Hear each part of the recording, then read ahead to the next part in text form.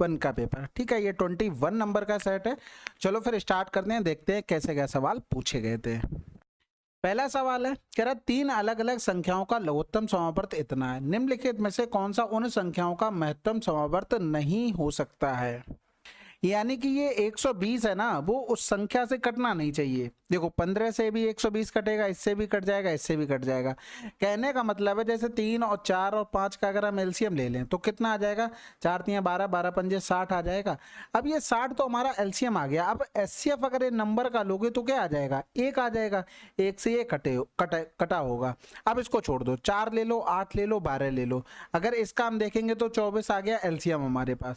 अगर इनका एचसीएफ लोगे तो क्या आ जाएगा, 4 8 और 12, हाईएस्ट कॉमन फैक्टर 4 हो रहा, 4 से ये कट रहा है ना। बस यही तरीका इसमें करने का था। 16 से 120 नहीं कटेगा। अगला सवाल, 15%, 10% की दो क्रमिक छूटों के समतुल्य एकल छूट क्या होगी। देखो 15 और 10 25, 25 से 1.5 घटाना, तो 25 से 2 घटाएंगे 23, आंसर आ गया 23.5। भाई ये तो फार्मूले सभी को पता होने चाहिए एकल छूट का। 15 गुणे में 10/100। अब घटाने का तरीका देख लो भाई, 1.5 था, हमने पूरा 2 घटा दिया, 25 से 23 आया। पॉइंट के बाद एक नंबर है तो 10 से घटा दो, अगर 2 नंबर होते तो 100 से घटा देते।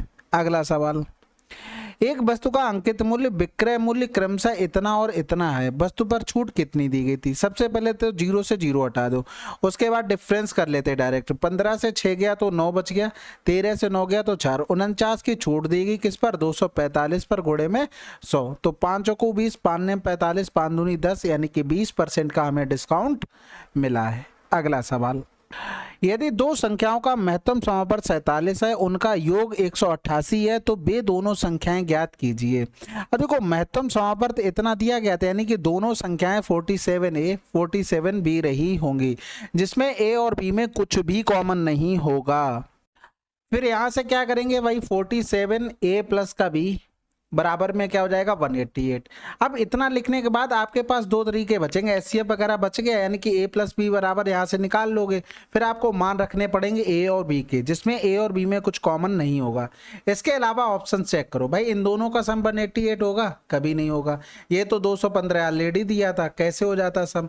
यहाँ पर 138 दिया से 141, ये तो 200 से ज्यादा हो रहा है, हटा दो, आंसर आपको सिंपल सा लगा देना था। ठीक है, इसके अलावा भी देख लो भाई, A प्लस का B करते हैं तो ये 188 अपॉन में 47 हो गया, 4 7 28, 4 चौकू 16, 4 बार चला गया, यानी कि A प्लस B बराबर में 4 आ गया। यानी कि एक नंबर 1 रखेंगे तो इसको 3 रखना पड़ेगा, 2 रखेंगे तो 2, ये पॉसिबल नहीं है क्योंकि A और B में कुछ कॉमन नहीं हो सकता है। अब सिंपल सा नंबर हमें पता लग गया, 47 गुणे में 1 होगा, 147 गुणे में 3 होगा। वैसे सबसे बढ़िया था ऑप्शन आपको चेक करने थे। अगला सवाल, मोहन और रोहन ने 3300 रुपए में एक काम किया। मोहन अकेले उस काम को 10 दिनों में कर सकता है और रोहन अकेले उसी काम को 12 दिनों में कर सकता है। यदि वे दोनों साथ मिलकर काम करते हैं तो उन्हें प्राप्त होने वाली धनराशि के बीच अंतर कितना होगा। अब इसमें थोड़ा हमें एफिशिएंसी पर काम करना पड़ेगा। रीजन ये है, जब दोनों लोग एक साथ काम कर रहे हैं, पता लगे कि मोहन काम करते चला जा रहा है, रोहन काम ही नहीं कर रहा है, तो दोनों को पैसे बराबर तो नहीं मिल सकते हैं। इस वजह से जो जितना काम करेगा उतना पैसा मिलेगा। 10 और 12 का एलसीएम 60 हो गया, 10 छक्के 60, 12 पंजे 60, ये आ गया मोहन की एफिशिएंसी, ये आ गई रोहन की। यानी कि 11 बराबर में हमको 3300 दिया था, दोनों का डिफरेंस करेंगे तो 6 से 5 गया 1, तो 1 बराबर कितना होगा, 300, क्योंकि हमसे डिफरेंस ही पूछा था। अगला सवाल, एल की आय एम की आय से 30% अधिक है और एम की आय एन की आय से 20% अधिक है, तो एन की आय एल की आय से कितने % कम है। तो यहाँ पर एल, एम और एन, अगर ये 100 है तो ये 120 है, और ये 120 का 130% कर देंगे, बस खत्म हो जाएगा। यानी कैंसिल आउट, 12 3 36 हो गया, हाथ से लगा 3, 12 कम 12 और 3 15 हो गया। अब ये कह रहा था एन की आय एल की आय से लगभग कितने % कम है। किसकी आय से, एल की आय से, यानी कि कितना कम है, 56 कम है, 56, और ये हो जाएगा 156। परसेंटेज निकालना तो हम यहाँ पर 100 का गुणा कर देंगे। ठीक है, समझ गए होगे मैंने कैसे किया। अब यहाँ पर सबसे पहले 3 से जाएगा, 15 3 45 होता है, 3 6 18 हो गया, 15 3 45 और 1 46, 10 से 8 गया 2, 15 से 6 गया तो 9 हो गया, उतारा लिया हमने 0 का। दूसरे नंबर पे सबसे बड़ा 9 लिखा है, तो अगर 150 में ही 9 का गुणा कर दे तो 15 ने में 135 यानी कि 1350, 920 से ज्यादा है तो ये हटा दो। फिर दूसरे नंबर पे सबसे बड़ा 6 लिखा है, तो 150 गुणे में 6 करेंगे तो 15 छक्का 90 हो रहा है, यानी कि 900 के कम हो रहा है। इसका मतलब आंसर लगा दो, क्योंकि लगभग में पूछा गया है। अब 6 बार अगर भाग करोगे थोड़ा सा ज़्यादा हो जाएगा, क्योंकि देखो पूरे 156 में हम गुणा करेंगे, ऐसे ही कर लो ना, 6 का गुणा किया 6 रंग 36, यानी कि 936 आएगा। जब इतना ही तो पास आया, राउंड ऑफ करके ये 36 लिखा गया होगा, 5 बार भाग जा रहा होगा। ठीक है, थोड़ा सा ऑब्जर्वेशन आपको होना चाहिए। अगला सवाल, साधारण ब्याज पर एक धनराशि 2 वर्ष में इतनी, 3 वर्ष में इतनी, तो वार्षिक ब्याज की दर बतानी। भाई देखो, अब ये चीजें है ना, जैसे ये लिखते हो तो ये लिखना आप कम कर देना, डायरेक्ट टाइम घटा के लिखना है, और जो भी अमाउंट आ रहा है उसको भी हमें डायरेक्ट घटाकर लिखना है। तो अगर इस तरीके से लिखते रहोगे तो टाइम वेस्ट होगा। 1 बराबर में 0, 8 से 2 गया तो 6, ये डायरेक्ट लिखना था। 2 बराबर करेंगे तो 120 हो गया, यानी कि प्रिंसिपल निकालेंगे तो 1320 अमाउंट था, उसमें से हम ये घटा देंगे 2 साल का ब्याज, तो ये कितना हो जाएगा 1200 रुपया। हमारे पास क्या आ गया, प्रिंसिपल। भाई देखो, 1 साल का ब्याज पता है तो 1 साल का प्रिंसिपल ये हो गया, रेट हमें पता नहीं, टाइम 1 साल का है, 1 साल का ब्याज कितना था 60 था, तो 6 दूनी 12 हो रहा है, और 2 पंजे 10, कहीं 5 लिखा है, आंसर लगा दो। जीरो से हमें कोई पंचायत नहीं, पता नहीं कितने जीरो आ रहे होंगे, हमें क्या मतलब, हमें 5 एक जगह मिल गया, बात खत्म। अगला सवाल सिंप्लीफिकेशन का है भाई। 7 पंजे 35, यानी कि ये तो 700 बच गया, 5 15 हो गया, 5 चौकू 20 और 1 21 हो गया, यानी कि 915 है। अगला सवाल, एक आदमी एक निश्चित दूरी का आधा भाग इतने की चाल से, जैसे ही इतना पढ़ते हैं लास्ट में तुरंत पहुंचना है। ये प्रैक्टिस हो जाती है धीरे धीरे सवाल करते करते, नहीं तो फिर टाइम तो लगना ही है। औसत चाल की बात कर रहा है, दिमाग में एकदम सेटअप हो जाता है, ये सवाल आसान होने वाला है, क्योंकि एवरेज स्पीड का जो फार्मूला होता है टोटल डिस्टेंस अपॉन में टोटल टाइम होता है, बिल्कुल सिंपल फार्मूला है। अब वो कह रहा था कि आधा भाग, कोई निश्चित दूरी रही भाई 100, उसका आधा भाग 50, ठीक है, वह शेष दूरी का 40%, यानी कि 50 बचा था। भाई इधर शेष दूरी कितनी होगी, 100 माइनस का 50, इसी का 40% बोल रहा था, यानी कि 5 को 20, ये 20 हो गया, 8 की चाल से जाता है, और अंत में बाकी दूरी 50 भी 70 30 बचा है, वो जा रहा है 24 की चाल से, यानी कि ये हमारी पूरी क्या निकल के आ गई, डिस्टेंस निकल के आ रही। अब यहाँ पर टोटल डिस्टेंस हमने 100 मान ली, टाइम हमको निकालना है, तो टाइम निकालने के लिए आपको फार्मूला तो पता है ना, टाइम बराबर क्या होता है, डिस्टेंस अपॉन में स्पीड होता है, यानी कि 50 बटे में 45 प्लस में ये 20 बटे में 8 प्लस में ये 30 बटे में 24, तो 5 एकम 5, 5 ने 45 हो गया। अब इधर तो देखो 24 इन दोनों में कॉमन हो गया, इधर का इसका 3 चला गया, 1 बचा, यानी कि 72 ले लो, तो 9 अट्ठे 72, इधर 80 हो गया, 8 ने 72 180 हो गया, 24 तिया 72, 3 का 9 हो गया, यानी कि इधर करेंगे तो 260 हो गया, इन दोनों को मिलाकर 260 प्लस का 90, यानी कि 350 बन गया, 350 बटे में 72, मान रख दो 350, और ये 72 पहुंच गया ऊपर, तो ये कैंसिल आउट हो गया, 5 दूनी 10, 5 सत्ते 35, यानी कि 144 बटे में 7 आंसर। अगला सवाल, 25 संख्याओं का औसत 150 है, इसमें एक और संख्या जोड़ने पर नया औसत 160 हो जाता है, वह नई संख्या क्या है। भैया जो नई संख्या आई है उसके आने से एवरेज बढ़ा है कि घटा है, बड़ा है, यानी कि वो 150 से तो ज़्यादा लाई होगी। अब एवरेज बड़ा कितना है भाई, 10 बढ़ गया, और 10 ये कितने लोगों में बढ़ा, 10 गुणे में 26, क्योंकि 25 थे पहले, एक और नई संख्या है तभी तो ये 26 लोग हो गए, यानी कि टोटल कितना बढ़ा, 260 बढ़ गया, 150 से इतना ज़्यादा लेके आई, यानी कि 6 5 11 410, यानी कि नई संख्या 410 लेके आई है। अगला सवाल, एक मूलधन चक्रवृद्धि ब्याज की एक निश्चित दर पर ऋण पर दी जाती है, 1 वर्ष के अंत में इतने रुपए और 2 वर्ष के अंत में इतनी हो जाती है, मूलधन कितना है। इसका सिंपल सा तरीका देखो अगर ये प्रिंसिपल है, इधर A1 अमाउंट हो गया, इधर A2 अमाउंट हो गया, यहाँ पर भी देखो टाइम का डिफरेंस 1 वर्ष है, यहाँ से यहाँ तक तो 2 था, लेकिन इनमें डिफरेंस तो 1 ही वर्ष का है। कभी भी इस तरीके की कंडीशन मिल जाए, भाई इसका मान हमको कितना दिया 1150, और इसका मान हमको दे दिया 13 2 2 5, ठीक है, हमें P पर जाना है। अब P पर जाना है, यानी कि इसका स्क्वायर कर दो, यानी कि 1150 गुणे में 1150 बटे में कर दो 13 22.5, बस आंसर आ जाएगा।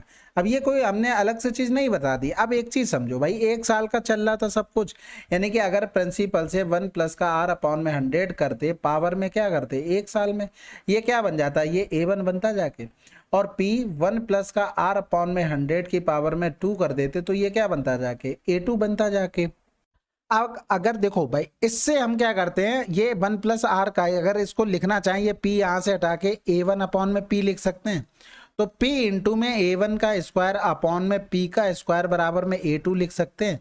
ये इससे कैंसिल आउट हो गया, तो a1 इंटू में a1 अपॉन में a2 बराबर में p हो गया। तो कुछ भी हमने अलग से नहीं किया है, बस आपको टाइम देखना था। टाइम अगर बराबर है तो इस तरीके से आपको डायरेक्ट लिखना था, आपका डायरेक्ट प्रिंसिपल का रिजल्ट निकल कर आ जाएगा। बस ये टाइम का याद रखना, अगर ये भूल गए तो थोड़ी सी दिक्कत होगी। कैंसिल आउट, 5 दूनी 10, 5 तियां 15, 2 जीरो हो गए। 5 दूनी 10 हो गया, 5 छक्का 30, 5 चौको 20, 55 25 हो गया। 5 दूनी 10, 5 तियां 15 हो गया। इधर करेंगे तो 55 25 हो गया, बचा 1 और 5 दूनी 10, 5 ने 45, 23 से कट जाएगा, हाँ कटेगा। 23 दूनी 46, 23 तियां 69, ये 23 से 23 कैंसिल आउट, 1000 आंसर। तो ये याद रखना, ये छोटी छोटी चीजें। अगला सवाल, फाइंड द एलसीएम। भाई एलसीएम हमें निकालना है। देखो 18 से क्या क्या कटेगा, लोएस्ट कॉमन फैक्टर हमें निकालना होता है। तो 18 से 24 नहीं कटेगा, 18 से 36 कटेगा, लेकिन 24 से नहीं कटेगा। 64 18 से नहीं कटेगा, आंसर। अगला सवाल, यदि a1 a2 से 19 गुना अधिक है तो a2 a1 से कितने परसेंट कम है। कह रहा था a1 a2 से 19 गुना अधिक है, 19 गुना अधिक है टाइम्स मोर देन, यानी कि ये तो 20 हो गया। तो कह रहा a2 a1 से कितने परसेंट कम है। भाई 19 कम है, बटे में 20 गुणे में 100 हो गया, यानी कि 95% आंसर आ गया। अगला सवाल, यदि किसी वस्तु का क्रय मूल्य उसके विक्रय मूल्य का इतना है, यानी कि विक्रय मूल्य अगर 8 है तो क्रय मूल्य हमको 5 मिला पता है, क्योंकि 8 का 5/8 करेंगे तो कितना आएगा, 5 आएगा। भैया लाभ परसेंटेज 3 का, प्रॉफिट किस पर, 5 पर, गुणे में 100 कर देंगे, यानी कि 60% आंसर। अगला सवाल, ये सवाल ओरल करने हैं, ऐसा नहीं आप इसमें पेन चला रहे, सोचना है कि 8 हो गया, 5 क्रय मूल्य, 3 प्रॉफिट हुआ, 3/5, 60% आंसर। ठीक है, ऐसा नहीं है कि आप पेन चला रहे इसमें। सी अकेले 50 दिनों में डी अकेले उसी काम को सी द्वारा लिए गए समय के आधे समय में पूरा कर सकता है। वे दोनों साथ मिलकर कुल काम का इतने बटे भाग कितने दिनों में पूरा करेंगे। तो 50 हो गया, 25 हो गया और 75 हो गया, तो 25 तियां 75 हो गया, 3/10 करेंगे, यानी कि 5 आंसर आ गया। भाई देखो सी कर रहा था 50 दिन में और डी कर रहा था 25 दिन में, दोनों मिलकर कितने दिनों में करेंगे। 50 गुणे में 25 बटे में दोनों का सम 75, और इसका टोटल काम तो ये था, 3/10 भाग करना था, इसी को सॉल्व कर लिया। ठीक है, अब ये तो बताया था ना, ए काम कर रहा है x दिन में, बी काम कर रहा है y दिन में, और पूछ लें दोनों कितने दिनों में करेंगे, तो x y अपॉन में x प्लस का y, ये दोनों मिलकर करेंगे। ये टोटल ऊपर वर्क आ जाता है, उसी का 3/10 कर दिया है, आंसर आ गया। अगला सवाल, एक व्यापारी अपनी वस्तु का मूल्य क्रय मूल्य से 40% अधिक अंकित करता है, वह इस पर कुछ छूट देता है और 10% का लाभ अर्जित करता है। छूट परसेंटेज बताइए। भाई देखो ये सीपी हो गया 100, ये मार्क प्राइस हो गया कितना 140, क्योंकि 40% अधिक। उसने प्रॉफिट कितना लिया 10%, यानी कि 110।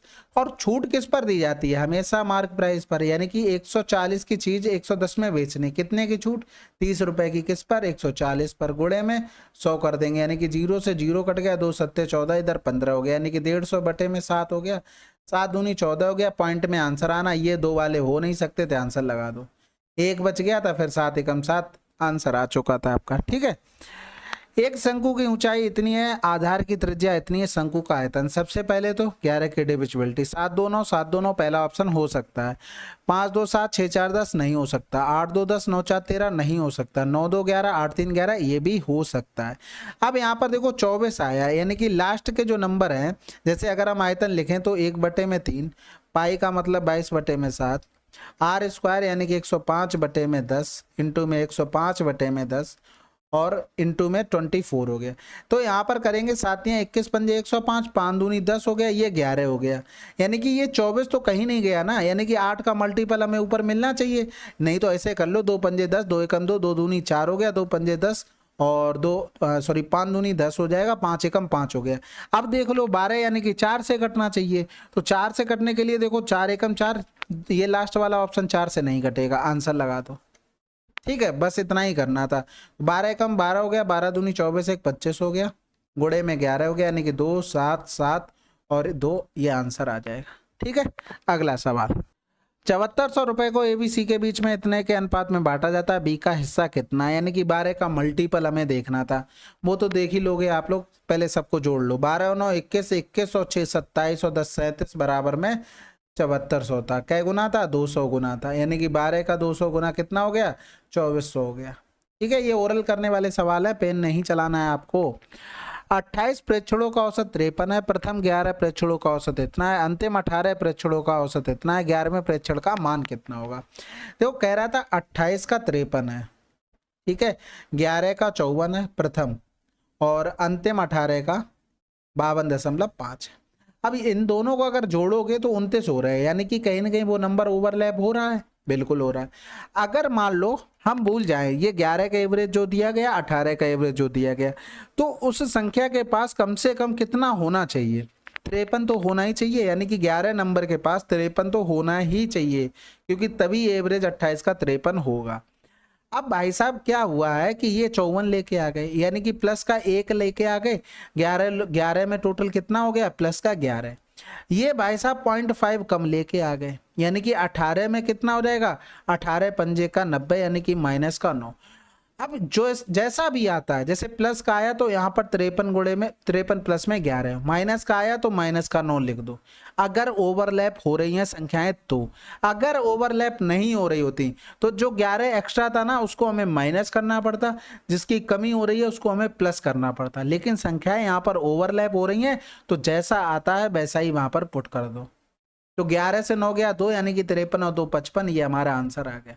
ये चीज ध्यान रखना, ओवरलैप वाली कंडीशन। अगला सवाल, दो संख्याओं का अनुपात इतना है, उनका गुणनफल इतना है, दोनों संख्याओं का योग कितना होगा। 5 3 8, 8 का मल्टीपल, भाई देखो 75 8 का मल्टीपल होता है, नहीं होता, ये होगा नहीं होगा, ये होगा नहीं होगा, ये हो जाएगा बस। भाई कोई भी नंबर है, जैसे ये लिखा है, ये दिया गया 3x इंटू में 5x का मान ये दिया गया 33 75, और हमें इन दोनों का सम चाहिए, यानी कि 5 प्लस का 3 यानी कि 8x का मान, तो 8 का मल्टीपल हमें ऑप्शन में दिखना चाहिए था ना, तो वो हमें दिख गया, बात खत्म हो गई। 5 3 15 हो रहा, तो 15 दूनी 30 हो गया, 3 बचा, 15 दूनी 30 हो गया, 7 बचा, 15 पना 75, यानी कि x बराबर 15 आ गया, तो यहाँ पर मान रख देंगे 15 गुणे में 8, यानी कि 120 आंसर। ठीक है, 20वें क्वेश्चन का आंसर क्या आया, 120। ठीक है, तो ये 20 सवाल थे, कर लिए, बाकी स्पीड से कर रहे हैं, कोई